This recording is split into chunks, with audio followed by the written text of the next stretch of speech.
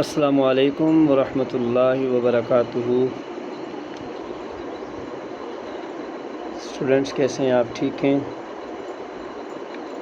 Horizon degree and commerce college Chakwal on line study classes کے process میں آپ کی خدمت میں حاضر ہوں۔ اسلامک اسٹڈیز سبجیکٹ کے ساتھ Syed Ijaz Ahmed Gilani, department of social sciences, Horizon College Chakwal, ایک نئے لیکچر کے ساتھ ہمارے ساتھ اس سیکنڈ ٹرم میں B S English, B S math and physics and B S psychology کی کلاسز کے لیے یہ لیکچر ہیلپ فل ہے۔ اسٹوڈنٹس، جیسا کہ آپ کے نالج میں ہے کہ ہم احادیث مبارکہ کا چیپٹر جو ہے وہ پڑھ رہے ہیں، 2-3 لیکچرز اس پر پہلے ہو چکے ہیں۔ آج اسی تسلسل کو برقرار رکھتے ہوئے 13 نمبر حدیث مبارکہ اس پر کچھ باتیں ہوں گی۔ تو جس طرح میں نے پہلے لیکچر میں آپ سے کہا تھا کہ آپ نے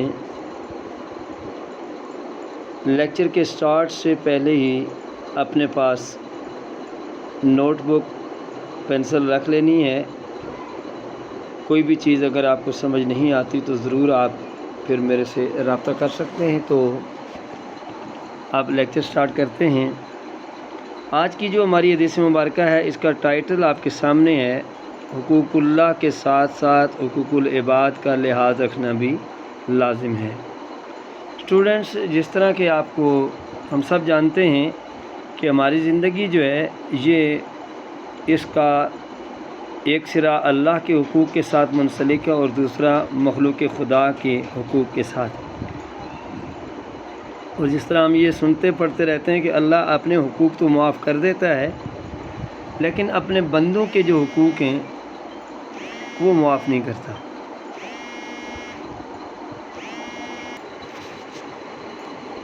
اسٹوڈنٹس، تو ہماری زندگی دو طرح سے اٹیچ ہے۔ ایک ہمیں اللہ کی عبادت بھی کرنی ہے، اللہ کے حقوق بھی ادا کرنے ہیں، اور اس کے ساتھ ساتھ جو امپارٹنس اس حدیث مبارکہ میں دی گئی ہے، جس کا ویٹیج زیادہ کیا گیا، وہ کیا ہے کہ ہمیں اپنی توجہ کو ڈائیورٹ کرنا ہے حقوق العباد کی طرف۔ تو سب سے پہلے ایگزامینیشن پوائنٹ آف ویو سے ہم اس حدیث مبارکہ کے جو ہیں وہ ترجمے کی طرف بڑھیں گے۔ عن ابی ہریرہ رضی اللہ عنہ ان رسول اللہ صلی اللہ علیہ وسلم قال، سیدنا ابو ہریرہ رضی اللہ تعالی عنہ سے روایت ہے کہ نبی کریم صلی اللہ علیہ وسلم نے ارشاد فرمایا، یعنی کہ حضور نبی کریم صلی اللہ علیہ وسلم نے صحابہ کرام سے پوچھا، اتدرون، کیا تم جانتے ہو، آر یو نو، مل مفلس، کہ مفلس کون ہے؟ قالو، تو صحابہ کرام نے عرض کیا، المفلس فینا، ہم میں سے مفلس وہ ہے، من لا درہم لہ ولا متاع، کہ جس کے پاس نہ کوئی درہم ہو اور نہ ہی کوئی ساز و سامان ہو۔ فقال، تو پس نبی کریم صلی اللہ علیہ وسلم نے ارشاد فرمایا، ان المفلس من امتی، بے شک میری امت میں مفلس وہ ہے، من یاتی یوم القیامہ، جو آئے گا قیامت کے دن، آتا یوتی انا، جو آئے گا قیامت کے دن، بصلاۃ، بہت ساری نمازیں لے کر، وصیام، روزے لے کر، وزکوٰۃ، اور زکوٰۃ لے کر۔ اسٹوڈنٹس، یہاں تک تو ترجمہ یہ تھا کہ مفلس بھی ہے لیکن چیزیں بھی اس کے پاس ہیں۔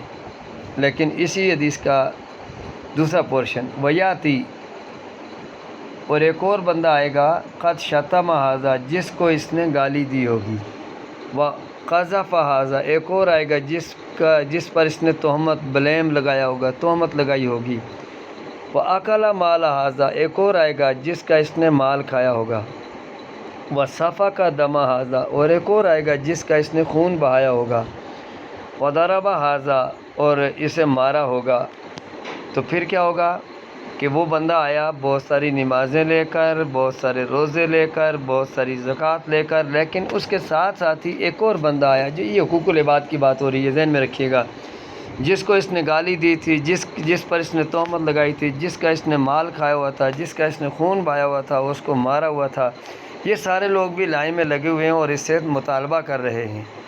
تو پھر کیا ہوگا؟ ظاہر ہے the justice day, the day of judgement, انصاف کا دن، قیامت کا دن ہے، تو اللہ تعالیٰ نے لوگوں کے حقوق لوگوں کے ذریعے ہی معاف کروانے ہیں، کیونکہ ان کا آپس میں معاملہ ہے۔ تو جس طرح آپ نے سنا ہوگا کہ جب کوئی ایک بندہ کسی کو گالی دیتا ہے اور دوسرا بندہ اس کی طرف سے جواب نہیں دیتا، تو فرشتے جو ہیں دوسرے بندے کو جو جواب نہیں دے رہا اس کے بدلے میں نیکیاں لکھ رہے ہوتے ہیں، لیکن جب دوسرا بندہ بھی رپلائی کرتا ہے جس طرح ہماری عادت ہے، تو پھر اللہ تعالیٰ فرماتا ہے چھوڑ دو، اب انہوں نے آپس میں معاملہ کر لیا ہے۔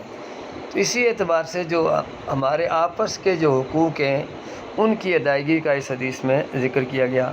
تو چلتے ہیں ترجمہ کی طرف۔ فَيُؤْتَى هَٰذَا مِنْ حَسَنَاتِهِ، تو پس عطا کر دی جائیں گی اس بندے کی نیکیاں، اس نماز کی نیکیاں جو تھیں وہ لے گیا جس کو اس نے گالی دی ہوئی تھی، وَهَٰذَا مِنْ حَسَنَاتِهِ، اور پھر اس کے روزے وہ لے گیا جس پر اس نے تہمت لگائی ہوئی تھی، وَهَٰذَا مِنْ حَسَنَاتِهِ، اور اس کی جو ہے وہ زکوٰۃ وہ لے گیا جس کا اس نے مال کھایا ہوا تھا۔ تو اب اس کے پاس تو دینے کو کچھ نہیں رہا، لیکن ابھی ادھر لوگ موجود ہیں لائن میں، تو قبل ان یقضى ما علیہ، اس سے پہلے کہ وہ ادا کر دیا جاتا جو اس کے اوپر تھا، تو لوگ تو پیچھے باقی ہیں ابھی لینے والے، اور اس کے پاس نتھنگ ٹو گیو، کوئی چیز دینے کے لیے نہیں ہے، تو پھر کیا کیا جائے گا؟ جسٹس تو کرنا ہے اللہ نے۔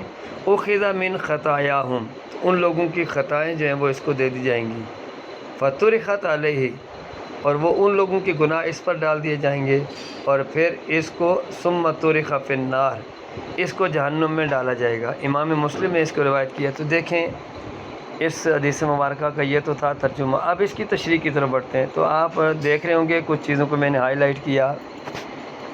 اس حدیث مبارکہ میں ہم بات کریں گے حقوق العباد کی خصوصی اہمیت کی طرف۔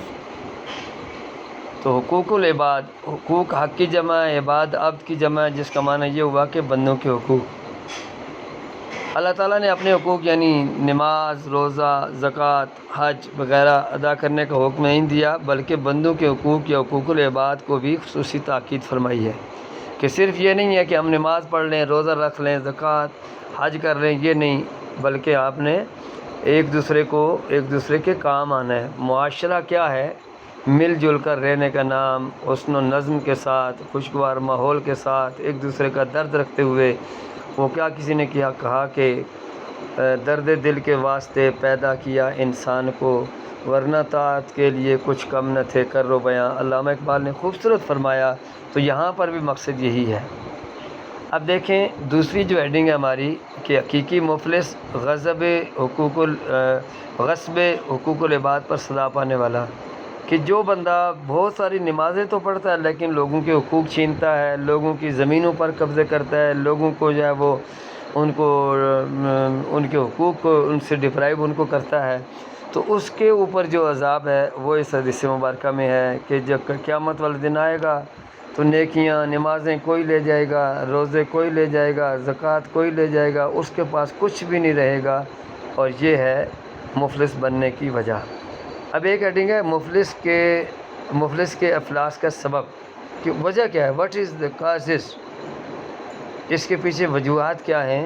تو وجہ یہی ہے کہ وہ مختلف قسم کے جرائم کا ارتکاب کرتا ہے، جرائم کا۔ اس سلسلے میں چند جرائم کا تذکرہ کیا گیا ہے، تو وہ کیا ہیں کہ انسان گالی دینا، یہ ایک بہت بڑا جرم ہے، معاشرتی جرم ہے۔ اسی طرح تہمت لگانا، یہ بھی ایک معاشرتی جرم ہے۔ مال غصب کرنا، لوگوں کے مال کھانا، یہ بھی ایک جرم ہے۔ قتل ناحق، کسی کو ناحق قتل کرنا، اس کی ڈیٹیل میں آپ جائیں گے تو آپ کو ساری چیزیں ڈیٹیل میں مل جائیں گی۔ زیادتی اور دست درازی، کسی کو زبان سے یا ہاتھ سے تنگ کرنا، یہ بھی اس حدیث مبارکہ میں ہے۔ تو یہ تو تھا اس حدیث مبارکہ کے حوالے سے مختصر لیکچر، لیکن آپ نے اس کو اس کی جو ہیڈنگز ہیں ان کو ذرا صحیح کر کے تیار کرنا ہے۔ اوکے اسٹوڈنٹس، یہ تھا ایک حدیث مبارکہ کے حوالے سے لیکچر، تو آپ نے اس کو ذرا ذہن میں رکھنا ہے۔